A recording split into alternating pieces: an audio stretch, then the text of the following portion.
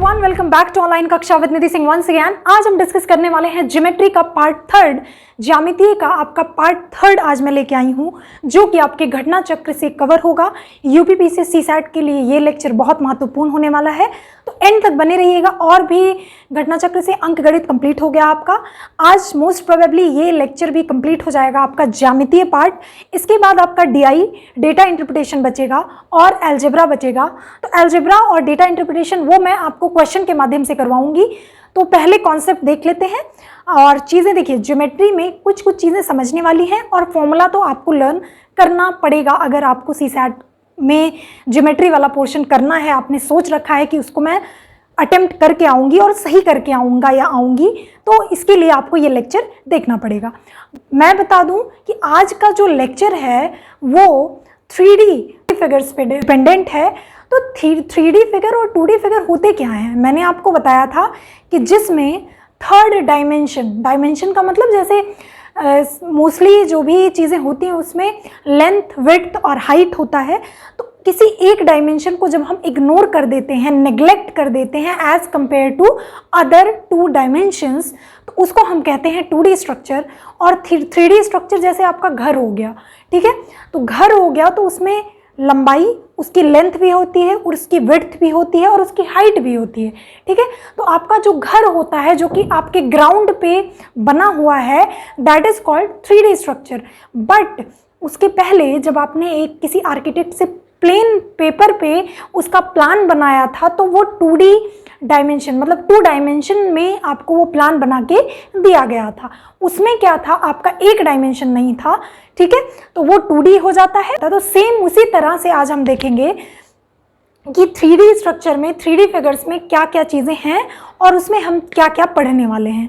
इसके पहले वाले लेक्चर में हमने आपको रेक्टेंगल मतलब आयत और फिर वर्ग और इसके पहले त्रिभुज, ये सब चीज़ें मैंने आपको बताई थी और उसमें कैसे चीज़ें लर्न करनी है, कैसे समझना है चीज़ों को, वो सभी मैंने आपके साथ डिस्कस किया हुआ है। अगर उसको आपको देखना हो, आप चैनल पे नए हो, तो आई बटन में उसका लिंक पड़ा होगा, आप उसको जाके ज़रूर देख सकते हैं। और अगर अभी तक आपने चैनल को सब्सक्राइब नहीं किया है तो चैनल को सब्सक्राइब करें, लाइक करें, कॉमेंट करें और अपने दोस्तों में शेयर करें। चलिए चलते हैं, स्टार्ट करते हैं आज का लेक्चर। तो सबसे पहले मैंने पिछले वाले वीडियो में वृत्त, सर्कल बताया था क्योंकि वो 2D कैटेगरी में आ जाता है, ठीक है। लेकिन इसमें थोड़ा सा मैं और आपके लिए बता देती हूँ क्योंकि शायद उसमें मैंने इंग्लिश में थोड़ा सा बोल दिया था तो आपको समझ ना आया हो, इसलिए आज वाले लेक्चर में प्योर हिंदी में डेफिनेशन मैं आपके लिए लेके आई हूँ। तो वृत्त जो होता है, सर्कल होता है, क्या होता है, किसी निश्चित बिंदु के चारों ओर समान दूरी रखते हुए जो आकृति प्राप्त होती है उसे क्या कहते हैं, वृत्त कहते हैं। वृत्त इज सर्कल। यह निश्चित बिंदु का केंद्र कहलाता है। जैसे कोई सर्कल है, मतलब कोई वृत्त है, सपोज कर लीजिए ये 2D है, मतलब और सारे जो आपके फिगर्स हैं वो 3D में है लेकिन ये 2D में है, ठीक है। तो क्या कह रहा है, कोई सर्कल है, किसी निश्चित बिंदु, सपोज कर लिए ये सेंटर है आपका, ये बिंदु है और यहाँ से ये वाली डिस्टेंस, ये वाली डिस्टेंस, ये वाली डिस्टेंस, ये इस वाले सरकमफेरेंस से ये सभी बराबर होंगे, समान दूरी पे होंगे, यही आपके डेफिनेशन में कह रहा है। और यह निश्चित बिंदु जो है वृत्त का केंद्र कहलाता है। This is called centre of the circle. ये जो वृत्त है आपका उसका केंद्र कहलाता है। और इसके बाद केंद्र और परिधि, केंद्र, सेंटर, परिधि, सर्कमफेरेंस, जिसको मैंने आपको बताया था कि परिमाप क्या होता है, मैंने आपको पहले भी बताया था कि किसी भी बाउंड्री पे, आप किसी चीज़ की बाउंड्री पे आप बैठिए और वहाँ पे एक पॉइंट लगाइए और वहाँ से चलते जाइए, फिर घूम के जब तक उस पॉइंट पे नहीं आ जाते हैं, आप उस पॉइंट पे दोबारा फिर से जब आ गए तो वो जितना मेजरमेंट आपने किया है दैट इज कॉल्ड परिमाप, दैट इज कॉल्ड परिधि। ओके, ठीक है।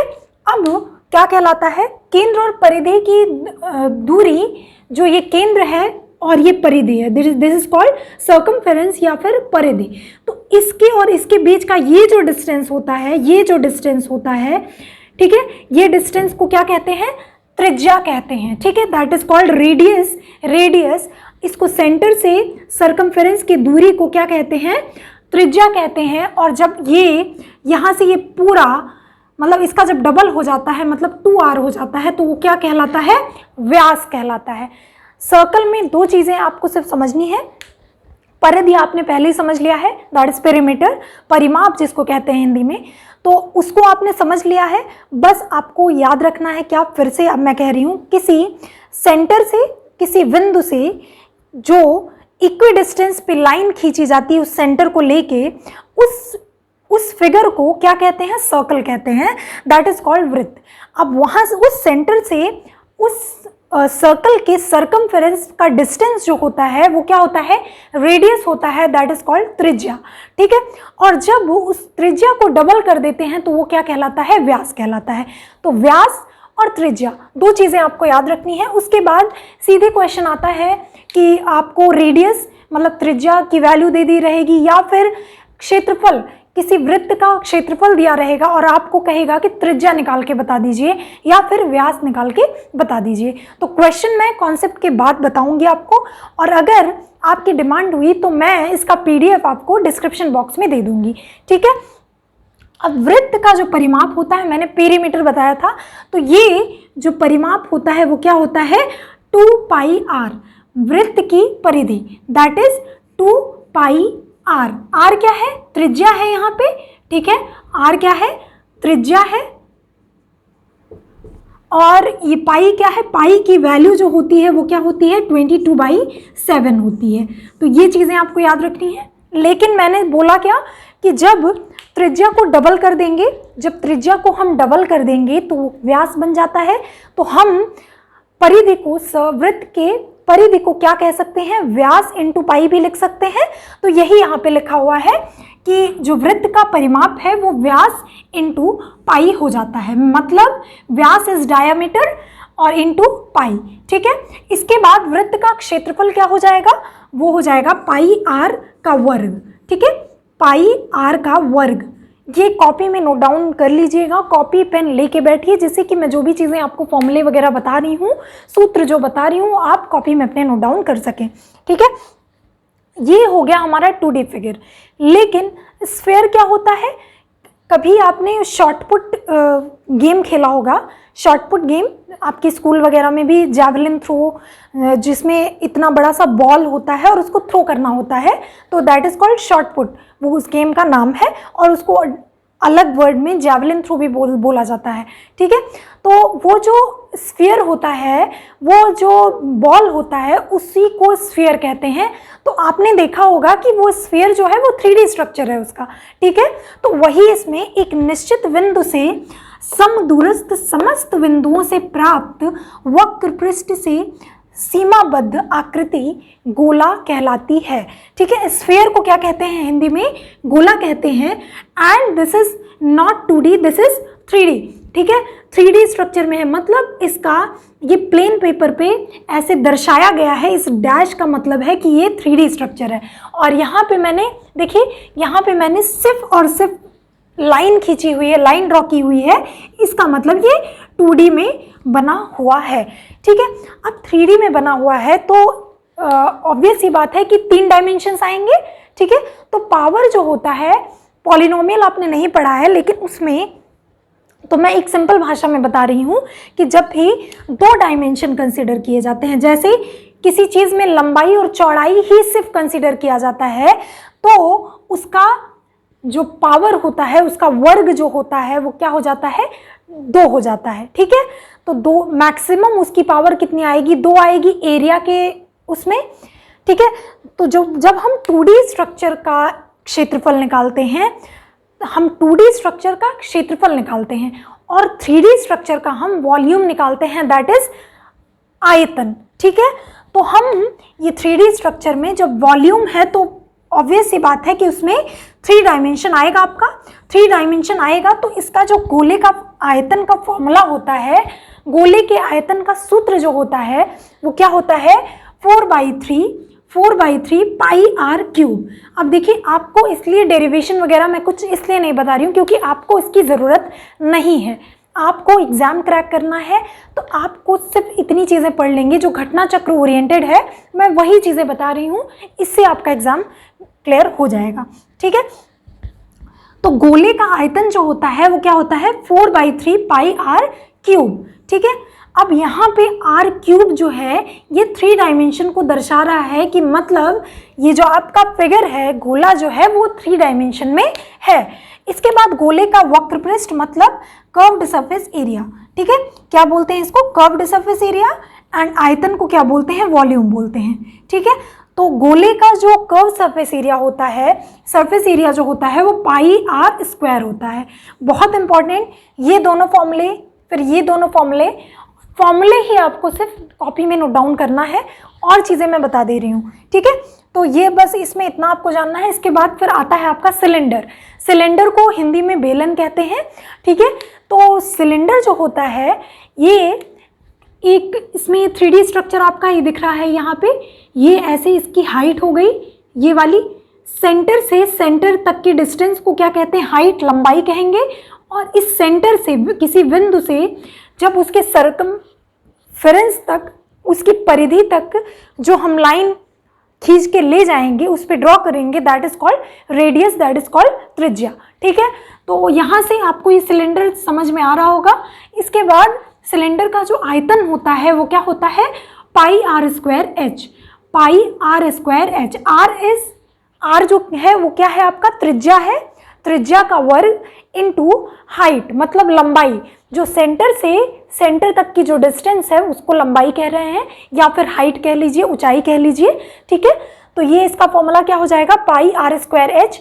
और इसके बाद बेलन के वक्र पृष्ठ का क्षेत्रफल, that is surface area of cylinder, तो वो क्या हो जाएगा 2 पाई आर एच हो जाएगा। और कर्व्ड सरफेस एरिया जो हो जाएगा वो क्या हो जाएगा आपका 2 पाई आर इंटू ब्रैकेट में आर प्लस एच। ठीक है, तो यहाँ से आपके ये तीनों फॉर्मूले बहुत इंपॉर्टेंट है, तो इसको अपनी कॉपी में नोट डाउन कर लीजिएगा।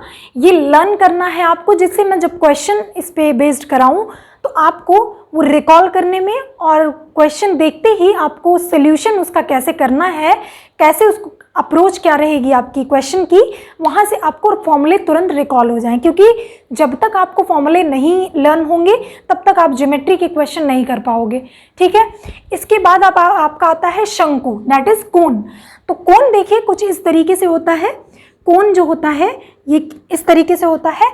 तो जब ये आपका क्या है, व्यास है, कोन का जो है ये व्यास है, और यहाँ से यहाँ इस वाले पॉइंट तक की जो डिस्टेंस है उसको क्या कहेंगे, लंबाई कहेंगे या ऊंचाई कहेंगे, दैट इज हाइट।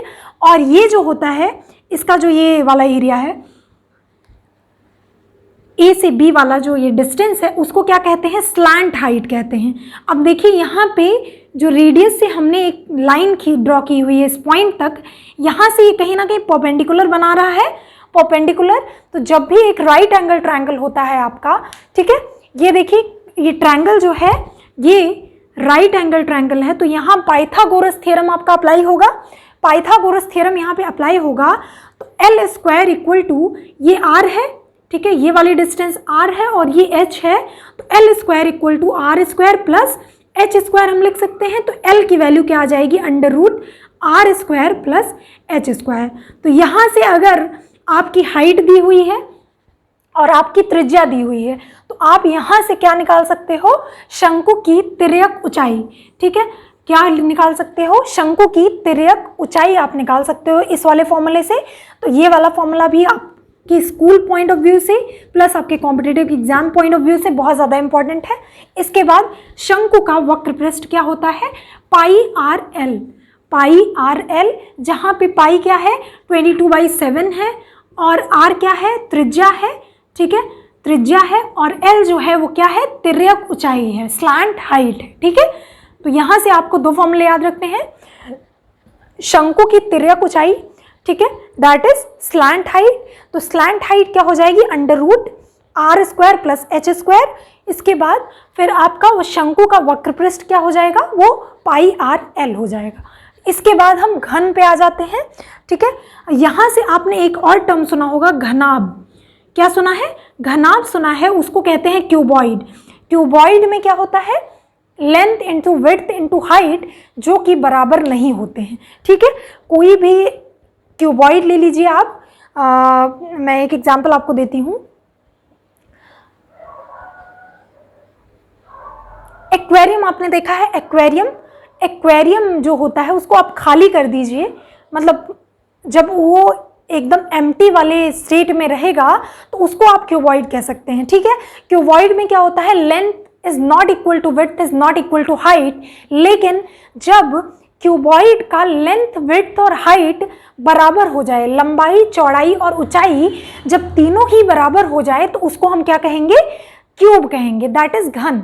जब उसकी सारी साइड्स जो होती हैं वो इक्वल हो जाती हैं तो उसको हम, उसी में घनाभ का जो है वो मॉडिफाइड फॉर्म है, क्या है, घन। तो घन का जो आयतन होता है, आयतन जो होता है वो क्या हो जाएगा, भुजा का क्यूब हो जाएगा।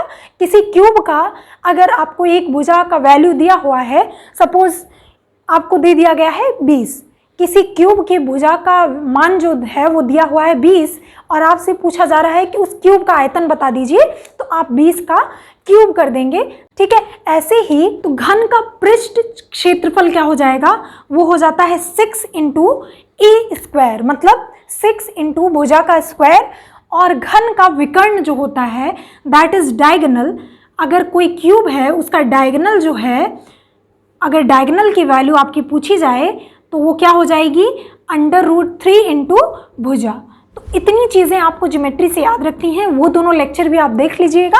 इसमें कुछ भी ज़्यादा समझाने के लिए आपको था नहीं और बहुत डीप में मुझे जाना नहीं है, क्योंकि आपके एग्ज़ाम के लिए ये ज़्यादा बेनिफिशियल नहीं है कि आप डीप में पढ़ोगे तो आपका नेक्स्ट मंथ पेपर है। क्या, तो इतनी चीज़ें आई होप आपको समझ में आई होंगी।